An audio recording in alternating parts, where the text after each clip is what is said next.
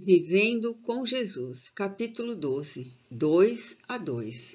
Lucas, capítulo 10, versículo 1-20. Amanhecendo a era da esperança e da alegria, a paisagem humana nas praias do mar da Galileia começou a modificar-se.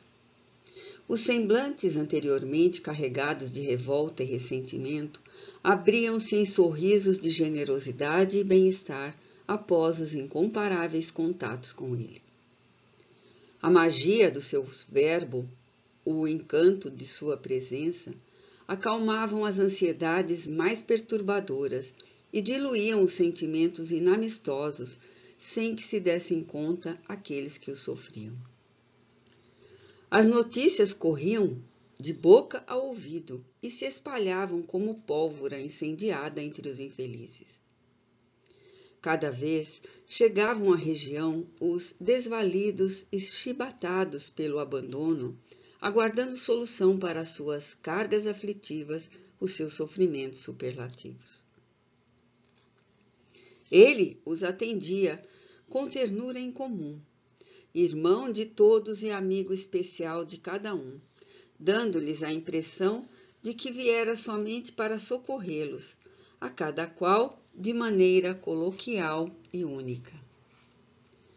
Essa, porém, não era a finalidade da sua mensagem. Usava de misericórdia e de compaixão porque era a única forma de ser seguido nas circunstâncias, tendo em vista a magnitude da proposta que apresentava em parábolas, a fim de não os assustar.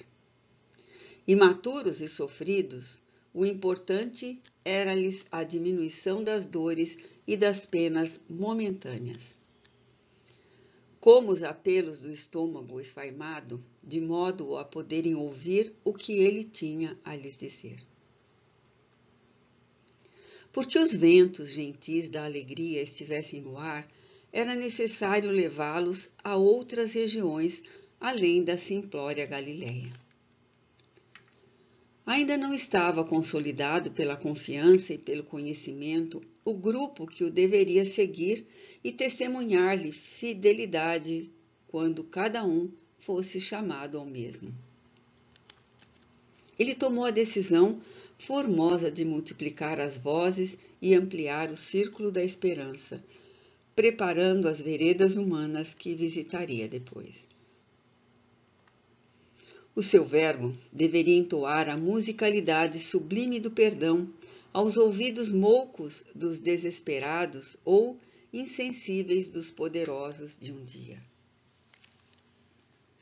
Reuniu alguns daqueles ouvintes mais frequentes e sinceros, deu-lhes instruções e recomendou-lhes prudência durante o período de divulgação. As ideias devem ser expostas para poderem ser compreendidas ou combatidas. Quanto mais comentadas, mais amplo o curso de sua difusão. O silêncio em torno delas asfixia-as na ignorância dos seus conteúdos.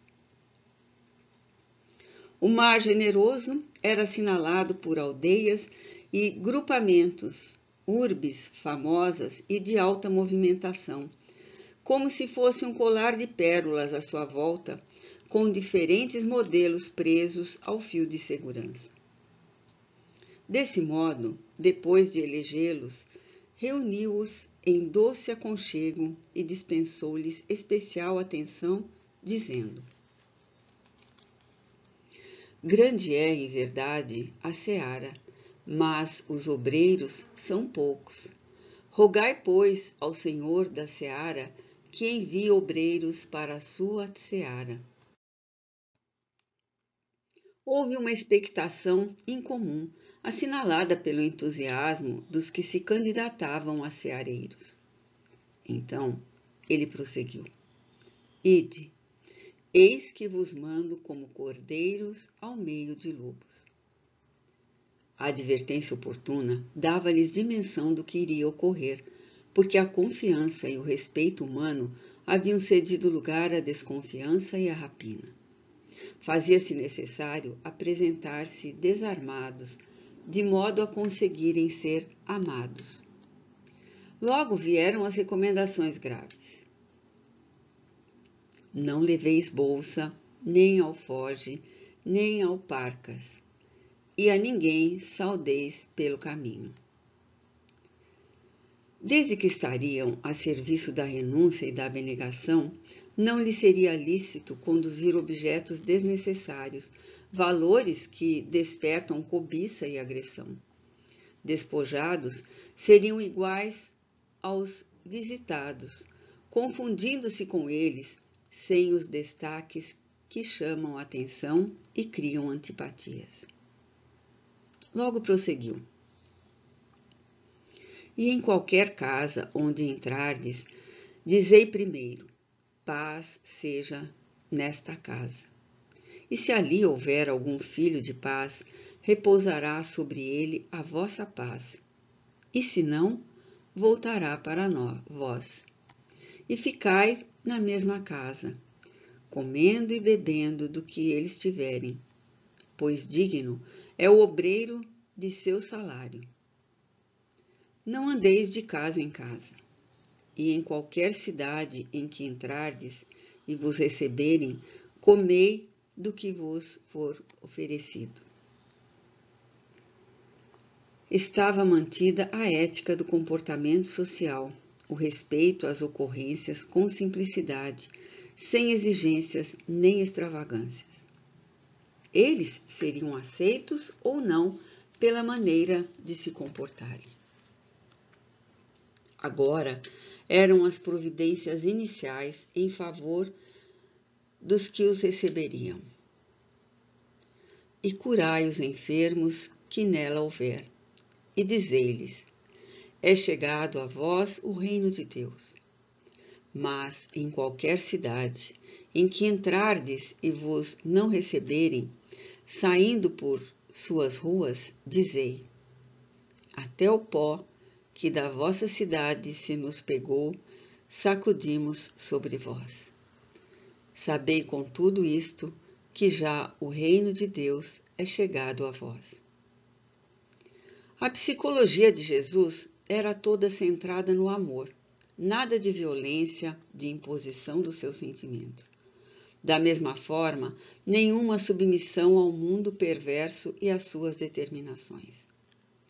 A independência moral fazia parte do seu programa, porque somente aqueles que são livres podem comentar a bênção da liberdade. Seguindo as circunstâncias, ele passou a explicar os perigos para as cidades e pessoas que desprezassem o convite, optando pela ilusão que, às vezes, sobrepõe-se à realidade. As pequenas pérolas às margens do mar Galileu, Corazim e Betsaida, estavam recebendo o anúncio do mundo melhor, mas também Cafarnaum, Magdala, Dalmanuta seriam bafejadas pela notícia revolucionária. Também Tiro, Sidom e outras distantes, igualmente Jericó, das águas cantantes e cristalinas, seriam convidadas ao banquete com a opção de o aceitarem ou não. Logo depois, as referências finais. Quem vos ouve a vós, a mim me ouve. E quem vos rejeita a vós, a mim me rejeita. E quem a mim me rejeita, rejeita aquele que me enviou. Partiram os mensageiros e visitaram os recantos da região assinalada e de outras, vivendo o ensinamento que transmitiam, amparando-se reciprocamente. Por isso, os mandara 2 a 2, para que a solidão não se transformasse em desespero em cada coração. Transcorreram os dias justos e propostos, quando eles retornaram em inusitado júbilo. O verdadeiro regozijo não se deve apoiar nas vitórias sobre os outros, sejam espíritos ou criaturas, mas na superação das próprias imperfeições, na consciência íntegra decorrente do dever nobremente cumprido. Ele os mandou 2 a 2 para anunciar o seu reino, que se estava instalando no mundo. Alegrai-vos antes por estarem os vossos nomes escritos nos céus.